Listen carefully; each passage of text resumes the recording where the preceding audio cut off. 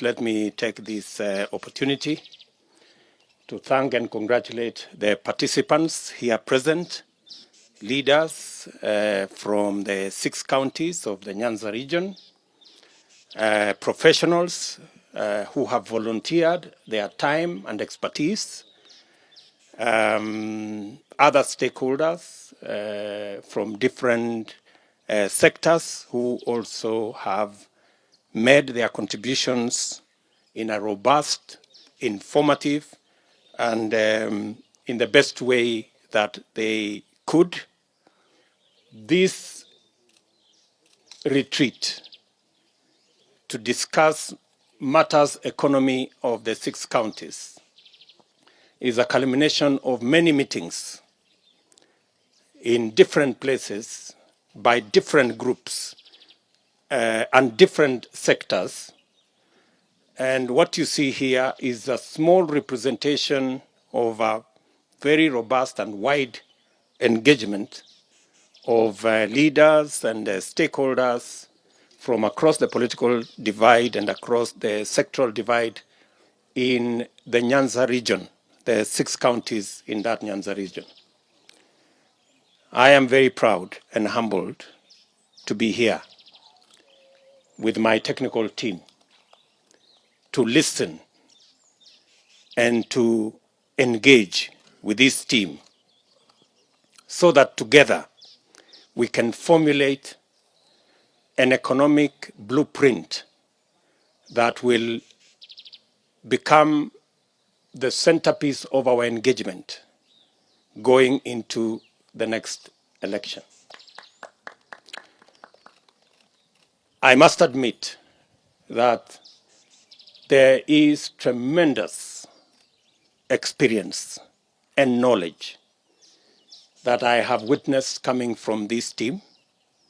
There is a wealth of information that we have gathered out of this engagement, and it will significantly enrich our thoughts and the plan that we have for our country going forward. I did promise the country that we are going to change the conversation. That's roughly about a year ago. Today, I'm a very proud Kenyan that the conversation has actually changed.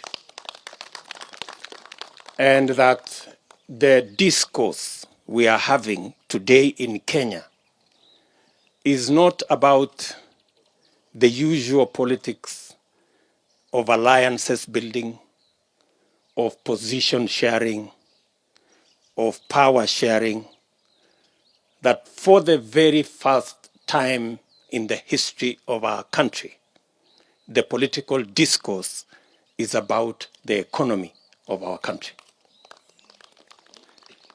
You may like it or not, but every leader today in Kenya has been forced to have a discussion of some sort about the economy. And I am encouraged that the people of Kenya have forced the political class to discuss about the economy. There is all shades of economy that we are now discussing. There is the textbook economy that is being pushed by some of my friends. There is another rural economy. There is all manner of economy. And from where I sit, this is the best that we can do for our country. Because we are not discussing tribal alliances. We are not discussing position sharing alliances. We are not discussing power sharing alliances. We are discussing the economy of our country. And I want to specifically thank the Hustler Nation in Kenya for insisting that they do not want to participate in a discourse about tribes and positions and power and the sharing of it, but they want to discuss the economy of our country from right at the bottom. Ladies and gentlemen, the second issue I would want to say here is listening to the leaders, stakeholders, and professionals from the Nyanza counties. I am very happy that they are making suggestions around how we can build the cotton value chain using biotech cotton seeds that hopefully will double our production, engage close to 1.3 million farmers in our country, and build a whole textile value chain that will not only create jobs, it will also create wealth and be able to put in the pockets of farmers resources. Same to do with the blue economy. How the blue economy, we can go into fishing industry on cages and making sure that we have modern infrastructure around storage, around transportation, and they have also suggested the relevant infrastructure for us to be able to achieve that. And all the other sectors that they have suggested. In a nutshell, we have agreed with this team that we need to sort out three fundamental issues as we drive this economic debate.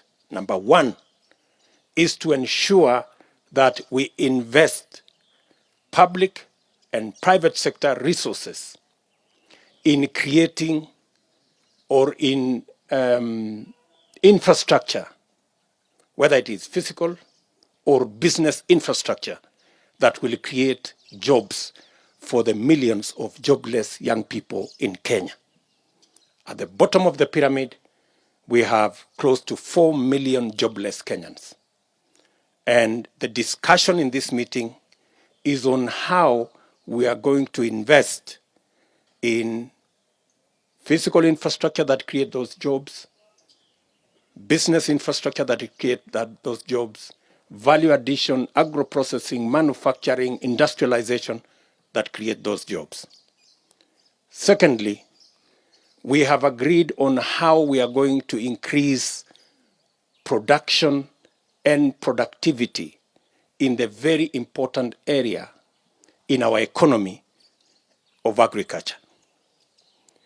From sugarcane to cotton to bananas to avocados to mangoes, the whole of that agricultural value chain, so that we can not only enhance productivity, we can also enhance production, so that we can improve earnings to our farmers.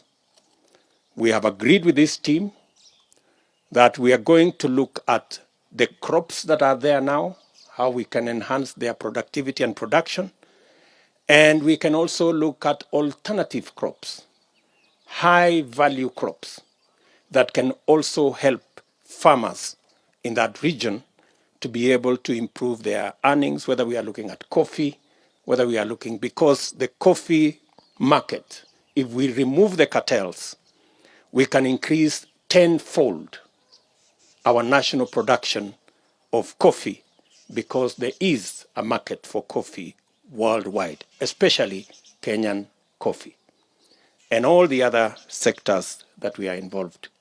That is the second item, how to increase the productivity, how to increase production of all our farming value chains, from livestock to crops and to new high-value crops. And thirdly, we have also agreed on how to organize farmer groups, business people, people selling in our markets, the mama mbogas, the entrepreneurs, micro, small, medium enterprises, how to organize them into viable entities as SACCOs, as cooperatives, so that we can liberate them from the shackles of Shylocks and predatory lenders and be able to access credit to all those categories who today pay a disproportionate rates of interest. While corporates are paying 10%, many SMEs are paying anywhere to 1,000% per year. So we have agreed that we are going to organize the whole of that sector into viable entities, into SACCOs, into cooperatives, so that we can leverage and build capacity for enterprises at the bottom of the pyramid to be able to access credit that is reasonable, and that once organized, then it is possible to find government support or private sector support and build the necessary capacity so that we can drive out poverty at the lower level and allow the small, micro, medium enterprises to begin the journey of growing into bigger enterprises, into bigger institutions, and be able to make the hustlers at the bottom of the pyramid begin to leverage on what the interventions we are going to make to grow their enterprises. And that way, we can be able to expand at the bottom of the pyramid the number of taxpayers, so that it's not the 4 or 5 million people who pay tax today. We can go to 10, 12, 15 million taxpayers, and we can reduce the burden on those who are paying taxes today, because we have more people whom we have assisted to come into the platform where they can support our country, and we can progressively begin to exit the dangerous debt levels that currently are in our country, as we are able to fund our development using locally developed resources and locally raised taxes. So this is a very important conversation. I know you are aware that today marks exactly 1 year to the next election. And I am very happy that on day 1 of the last year, we are discussing matters economy, that we are not discussing all the other issues. I am very proud that the conversation in Kenya has changed. I welcome all the other leaders, including my competitors, to engage the people of Kenya on this very important subject of the economy. They should not be intimidated by the fact that we have a bottom-up economic model that is superior. I encourage them to look for alternative models, and they should not waste their time trying to discredit the bottom-up economic model. They should be telling us how their trickle-down economic model is going to do better, which it has not done for the last 50 years. And talking about models, I have seen some of my competitors say, let us not make this conversation about models. But I want to tell them two things. For us to connect 8 million people to electricity in the last 9 years, we changed the connection model. For us to construct more tarmac in Kenya, we changed the construction model and came up with 3 different designs for us to build an extra 150 technical training colleges. We had to interrogate our education model. So, my friends, let us have a conversation about the economic model that will work. Don't try to run away and say this is not about models. And lastly,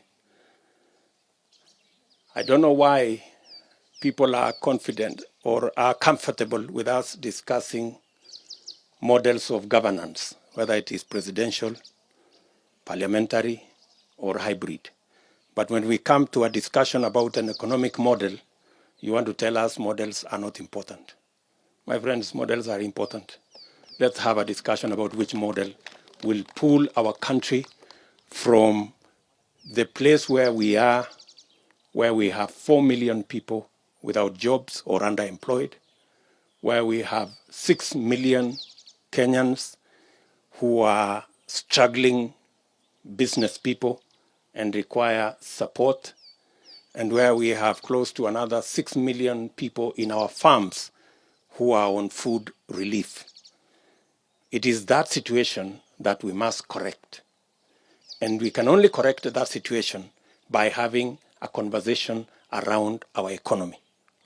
And it is my considered view that a discussion about the economy will never suffice until we are discussing a bottom-up economic model that will lift the millions at the bottom and begin to journey them to the middle, build a bigger middle class, and be able to create a nation where nobody is left behind and the majority, if not all, have a chance to be the best they can in our country. Thank you very much.